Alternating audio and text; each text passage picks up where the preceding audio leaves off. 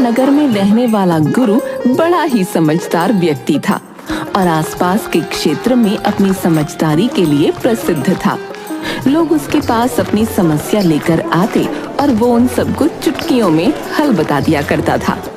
एक दिन प्रेमपाल नाम का एक आदमी गुरु के पास आया और बोला, जयराम जी की गुरु भाई जी। जयराम जी की प्रेमपाल, कैसे हो और आज इधर का रास्ता कैसे भूल गए? गुरु, मैं बहुत परेशान हूँ। मैं आपके पास सलाह लेने आया हूँ। बताओ बताओ, तुम्हें क्या परेशानी है? मेरी परेशानी जो है, मेरा घर है। मैं एक बहुत ही छोटे से घर में अपनी बीवी और 3 बच्चों के साथ रहता हूँ। घर में इतनी कम जगह है कि वहाँ रहना बहुत मुश्किल है, लेकिन इतने पैसे मेरे पास नहीं है कि बड़ा घर ले सकूं। अब आप ही बताओ कि मैं क्या करूं? प्रेमपाल की परेशानी सुनकर, समस्या तो तुम्हारी बड़ी है, परंतु अब तुम मेरे पास इतनी दूर चलकर आए हो तो इसका हल तुम्हें देना ही होगा। अच्छा, एक बात बताओ, क्या तुम्हारे घर पर मुर्गियां हैं? हाँ हाँ, है ना मेरे पास मुर्गियां। वो भी पूरी 10 मुर्गियां हैं। तुम अपनी मुर्गियों को कहाँ रखते हो? भाई, घर के बाहर रखता हूँ। और कहाँ रखते हैं मुर्गियों को, बताओ? आज से तुम उन्हें अपने घर के बाहर नहीं, घर के अंदर रखना। क्या क्या कहा तुमने? घर के अंदर? अरे दिमाग तो ठीक है। अरे भला मुर्गियों को कौन घर के अंदर रखता है भाई, है? देखो प्रेमपाल, तुम मेरे पास अपनी समस्या का हल लेने आए हो तो मैं जैसा कहता हूं वैसा करते जाओ, और वो भी बिना किसी सवाल के।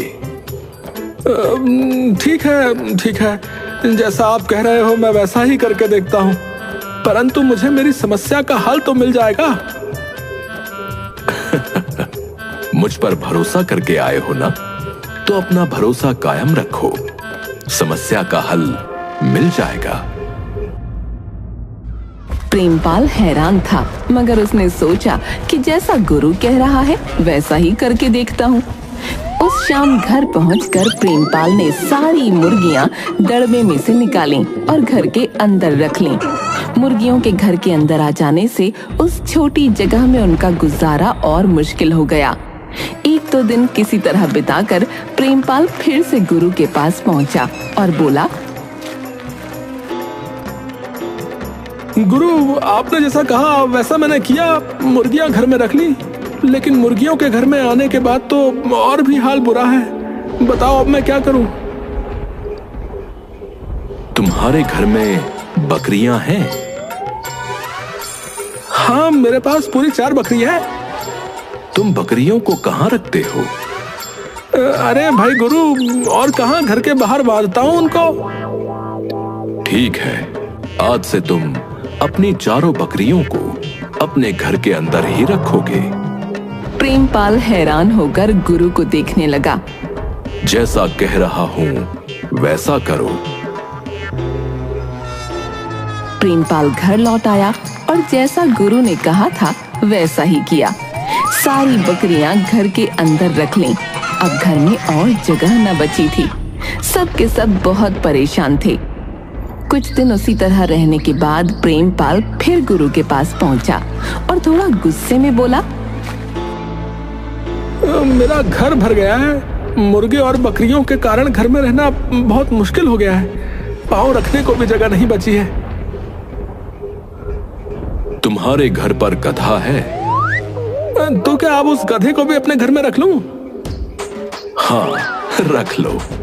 उस गधे को भी आज से अपने घर के अंदर ही रख लो। प्रेमपाल गुस्से में घर चला गया और गधे को भी घर के अंदर ही रख लिया। वो करता भी क्या, उसके पास गुरु की बात मानने के सिवा दूसरा कोई रास्ता भी नहीं था। मुर्गियां, गधे और बकरियों के साथ किसी तरह उसने और उसके परिवार ने कुछ दिन गुजारे। सब बहुत परेशान थे। जब रहा न गया तो प्रेमपाल फिर से गुरु के पास पहुंचा और बोला, ये कैसी सलाह दी है आपने मुझे? मैं तो आपकी बुद्धि की चर्चा सुनकर आपके पास अपनी समस्या का समाधान मांगने आया था, और आपने तो जीना ही मुश्किल कर दिया हमारा। मैं ही गधा था जो आपके पास सलाह मांगने आया था। हाँ। क्या घर में बिल्कुल जगह नहीं है? मैंने पहले ही तो बताया था कि मेरा घर बहुत छोटा है और हम इंसानों के रहने के लिए भी वहां जगह नहीं है। अच्छा, तो ये बात है। इसमें परेशानी की क्या बात है? एक काम करो, उन मुर्गियों, बकरियों और गधे को घर से बाहर निकाल दो। प्रेमपाल ने घर लौटकर मुर्गियों, बकरियों और गधे को घर से बाहर निकाल दिया। उसके कुछ दिन बाद वो फिर गुरु के पास आया।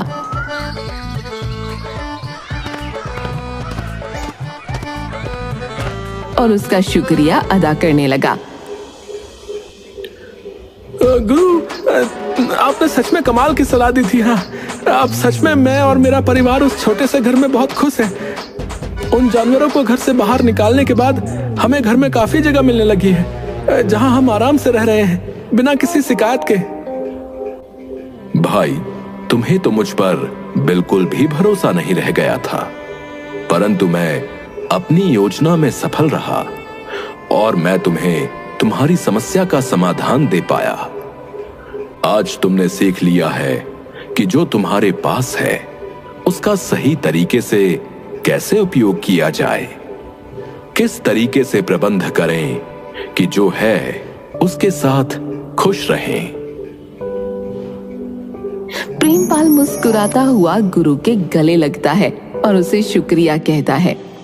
दूसरी तरफ शहर में रहने वाला मंगलू अपने रिश्तेदार के घर शादी में आता है। मंगलू के चाचा पड़ोस में रहने वाले गुरु को मंगलू से मिलवाते हैं। बेटा गुरु, ये मेरा भतीजा मंगलू है, शहर में रहता है। धोबी घाट के पीछे वाली जो बस्ती है ना, वहाँ पेशे से धोबी है। अच्छा पैसा कमाता है और ऐश की जिंदगी गुजार रहा है। और कैसी ऐश की जिंदगी चाचा? अब तो 2 वक्त की रोटी मिल जाए तो ऊपर वाले का शुक्र है। अब क्या बात है, बड़े उदास शब्दों में बात कर रहे हो?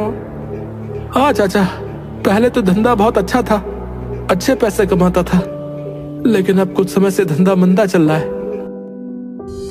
मंगलू पेशे से धोबी है। शहर में लोगों के कपड़े धोने के लिए लाता और नदी के उस पार जाकर कपड़े धोकर सुखाकर रात तक लौट कर आता था। कपड़ों को लाना ले जाना मेहनत का काम था, इसलिए मंगलू ने एक गधा भी खरीद रखा था और उसने उस गधे का नाम भी रखा था वीरू। मंगलू का गधा वीरू सब बोझ उठाता है। अब क्या बात है मंगलू? चाचा, काम अब धीरे धीरे मंदा पड़ता जा रहा है, क्योंकि लोगों ने अब अपने घर कपड़े धुलाई करने वाली मशीन को लगा लिया है, जिसके कारण अब धोबी की जरूरत लोगों को नहीं पड़ती है, समझे? अब यही कारण है ना तुम्हारी उदासी का? हाँ चाचा, क्या करूं, परिवार की जिम्मेदारी भी तो है। ऊपर वाले पर भरोसा रखो, वो सब सही कर देगा। मंगलू, मैं तुम्हारे चाचा को अपने पिता के समान समझता हूं। अगर तुम्हें कभी मेरी कोई जरूरत पड़े तो जरूर बताना। अब हाँ बेटा मंगलू, ये गुरु बड़ा ही होनहार है। सिर्फ हमारे गांव के ही नहीं, आसपास के रहने वाले लोग भी अब अपनी समस्याओं का समाधान लेने इसके पास आते हैं। हाँ, शुक्रिया भाई गुरु, परंतु मेरी समस्या का समाधान किसी के पास नहीं है और इसका समाधान मुझे खुद ही ढूंढना होगा। मंगलू शादी समाप्त होने के बाद शहर वापस लौट जाता है, परंतु उसकी स्थिति दिन ब दिन बिगड़ती ही जाती है। एक दिन मंगलू की पत्नी शीला मंगलू से बोली, इस तरह घर चलाना अब मुमकिन नहीं हो रहा है। आप कुछ और धंधा क्यों नहीं करते? अरे कहना आसान होता है लेकिन करना मुश्किल, समझी। मेरे पास कुछ और धंधा करने के लिए ना तो पैसे हैं और ना ही तजुर्बा है। मैं दूसरा कौन सा धंधा कर लूं बताओ? धंधा नहीं कर सकते तो कोई नौकरी क्यों नहीं कर लेते? कुछ पैसे तो आएंगे। नौकरी? अरे नौकरी कौन देगा भला मुझे? मैंने आज तक कभी किसी की नौकरी नहीं की है। मुझे लगता है आपको बड़े सेठ के पास जाना चाहिए। उसके पास आपके लिए कोई ना कोई काम जरूर होगा। बात तो तुम ठीक कह रही हो। उसका व्यापार भी बहुत दूर दूर तक फैला हुआ है। उसके यहाँ तो नौकरों की लाइन लगी रहती है। वो जरूर मुझे कोई ना कोई काम दे देगा। मैं कल ही उसके पास जाता हूँ। शहर के करोड़ीमल सेठ का व्यापार दूर दूर तक फैला था और उसके यहाँ काफी सारे नौकर काम किया करते थे। लेकिन शहर के लोग उसे करोड़ीमल की जगह बड़े सेठ के नाम से पुकारते थे। सेठ के यहाँ नौकरों की भीड़ लगी रहती थी। अगले दिन मंगलू बड़े सेठ के यहाँ काम की तलाश में पहुंचा। नमस्कार मालिक। नमस्कार नमस्कार। कहो मंगलू, कैसे आना हुआ? बस मालिक, काम जरा मंदा हो गया है। काम कैसे मंदा हो गया? क्या हुआ? आप जानते ही हैं मालिक, सबके घर में कपड़े की मशीन लग गई है तो काम अब मिलता नहीं है। हाँ, ये तो है। तो अब क्या करने का विचार है? कुछ भी काम मिल जाए मालिक, वो कर लूंगा। मेरे यहाँ काम करोगे? जी जी हुजूर, मेहरबानी होगी।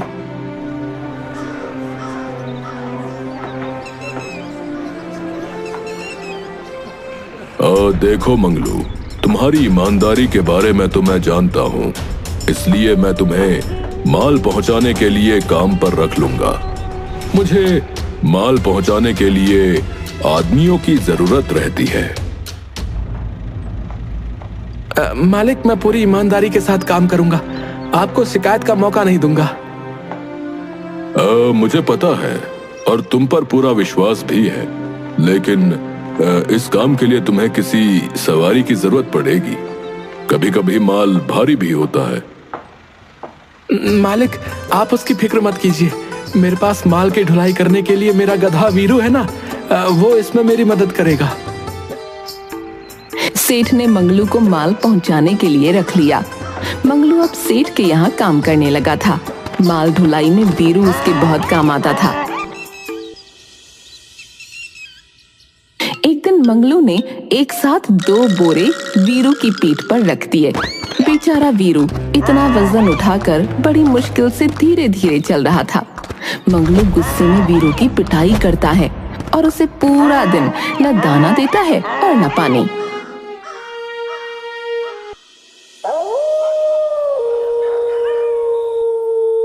रात को पीठ की दर्द से परेशान हो वीरू खुद से बातें करता है।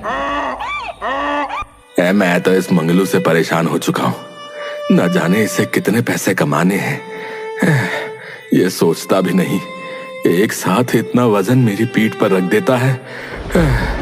ये सोचता भी नहीं कि मैं कैसे चलूंगा, और ऊपर से मेरी पिटाई भी कर दी सो अलग। इस पर भी इसका पेट नहीं भरा, ना ही मुझे दाना दिया और ना ही पानी। बस अब बहुत हो गया। अब मुझे इस अन्याय के खिलाफ आवाज उठानी ही होगी, वरना इसका अत्याचार तो मुझ पर बढ़ता ही जाएगा। एक दिन मैं इसे सबक जरूर सिखाऊंगा और अपनी इस पिटाई का बदला भी लूंगा। हाँ। मंगलू से बदला लेने की बात सोचते हुए बेचारा वीरू भूखा ही सो जाता है। दूसरे दिन भी बिना दाना पानी के दिन भर काम कराता है। वीरू ने भी ठान लिया था कि अब वो मंगलू को सबक जरूर सिखाएगा। एक दिन की बात है, मंगलू को नमक की बोरी नदी के उस पार बाजार तक पहुंचानी थी। झटपट गोदाम से माल उठाया और वीरू की पीठ पर बांधकर मंगलू बाजार की ओर निकल गया। रास्ते में मंगलू खुद से बोला, बाजार जाने के लिए अगर मैं पुल की तरफ से जाऊंगा तो 6 किलोमीटर चलना पड़ेगा और उसमें समय भी अधिक लगेगा। एक काम करता हूँ, मैं नदी के रास्ते ही नदी पार करके बाजार चला जाता हूँ। समय भी कम लगेगा और काम भी जल्दी हो जाएगा। चलो अच्छा है, पानी के रास्ते जाऊंगा तो मुझे भी कम मेहनत करनी पड़ेगी, वरना ये मुझे 6 किलोमीटर जाना और 6 किलोमीटर आना, यानी 12 किलोमीटर चला कर ले जाता। देर से ही सही, पर ईश्वर ने इसे अक्ल तो दे दी। वीरू जैसे ही पानी में उतरा, उसने अपनी प्यास बुझाने की सोची। वीरू कुछ देर ठहर कर पानी पीने लगा। जैसे ही बाहर निकला तो पीठ पर वजन काफी हल्का था। वीरू खुद से, अरे मेरी पीठ पर रखी हुई बोरी का वजन अचानक से कम कैसे हो गया? बोरी तो किसी ने नहीं उतारी, परंतु ये पहले से हल्की हो गई है। लगता है ये जादू की नदी है।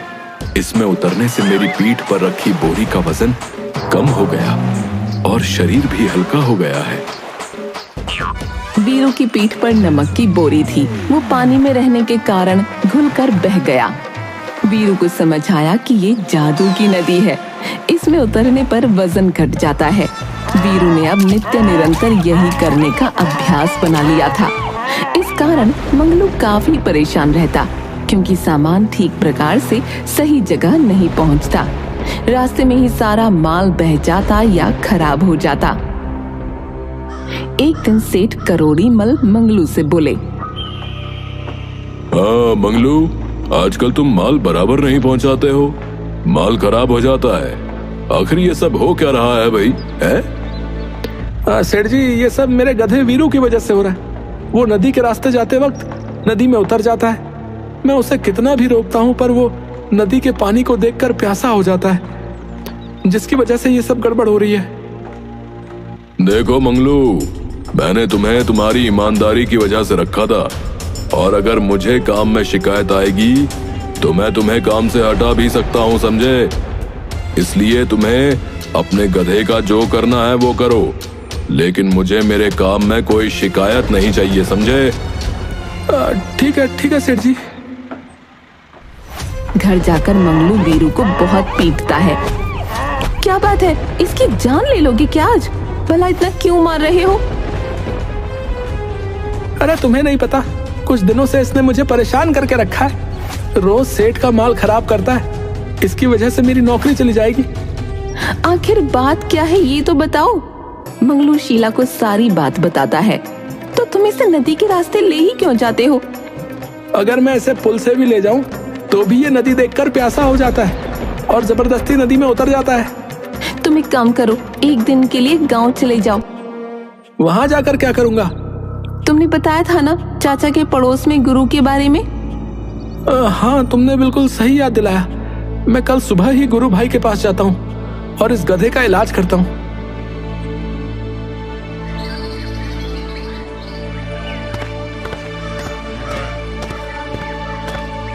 मंगलू गुरु के पास जाता है और उसे अपनी सारी समस्या बताता है। कोई बात नहीं मंगलू भाई, आप बिल्कुल फिक्र मत कीजिए। आप वापस शहर जाकर एक बोरी रुई भरकर वीरू की पीठ पर बांध दीजिएगा। उससे क्या होगा गुरु भाई?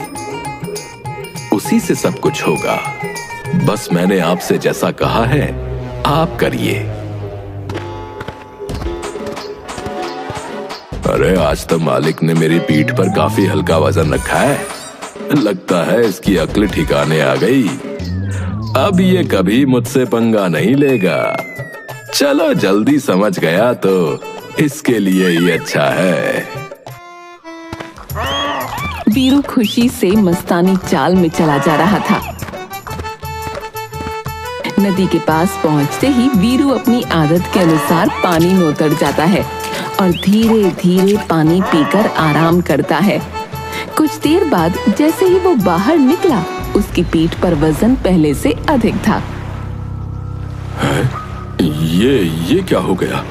ये वजन तो आम दिनों की तरह कम होना चाहिए था, परंतु इस जादुई नदी में आने से बढ़ कैसे गया? मेरे तो पैर भी नहीं उठ रहे हैं इस वजन के कारण। मैं क्या करूं? मेरा शरीर तो वजन के कारण नीचे की तरफ बैठा जा रहा है। वीरू की समझ में कुछ नहीं आ रहा था। तभी मंगलू ने अपना डंडा उठाया और वीरू को आगे की तरफ चलने के लिए मारना शुरू कर दिया। चल चल आगे चल। अब समझ आया तुझे? तू रोज मुझे परेशान करता था, सेठ का सामान खराब करता था। आज मैं तेरी सारी गर्मी उतारूंगा। वीरू को अब समझ आ चुका था कि उसकी करनी का ये फल है। जिस प्रकार वो प्रतिदिन मंगलू को परेशान करता था, आज मंगलू ने बदला लिया है। आज की पिटाई के बाद फिर वीरू ने दोबारा कभी मंगलू को परेशान नहीं किया। जादुई नदी के चक्कर में वीरू की शामत आ गई थी।